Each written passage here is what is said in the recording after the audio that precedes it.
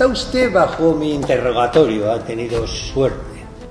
Yo hago las preguntas y usted responde, no se salga de ese esquema. Cristo tocaba canciones en el metro. Un día yo subía por las escaleras mecánicas y me giré.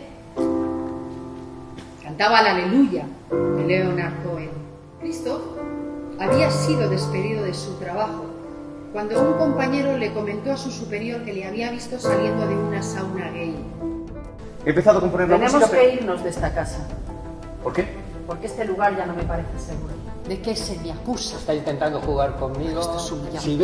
Siberia con V. ¿Cuáles son los cargos? Los cargos, pero qué osadía la Vaya al suya. grano, por favor, como A ver, que tecnócrata. no es tan sencillo, señora Brasova, que no es tan sencillo. Siberia con V, sí.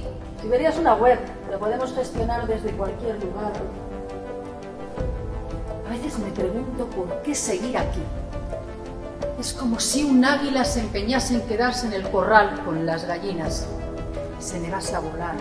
Ya. Un blog personal, ese es mi delito. Su delito es creer que está por encima de las leyes y de los que legislan.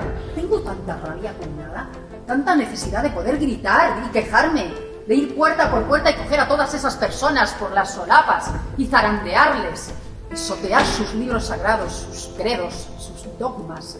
¿Qué sonríes tú? Nada. Es muy fácil ser íntegra cuando eres una burguesa de Londres victoriano. ¡Guau! ¡Qué mordaz! Es como ser homosexual pobre y feo. O ser homosexual guapo y poderte permitir tener un piano de cola del salón. Ser homosexual y que tus padres te acepten, o serlo y que tus padres te rechacen. Sabe perfectamente que estoy soltera, que soy lesbiana y que en este país jamás podría casarme con una mujer.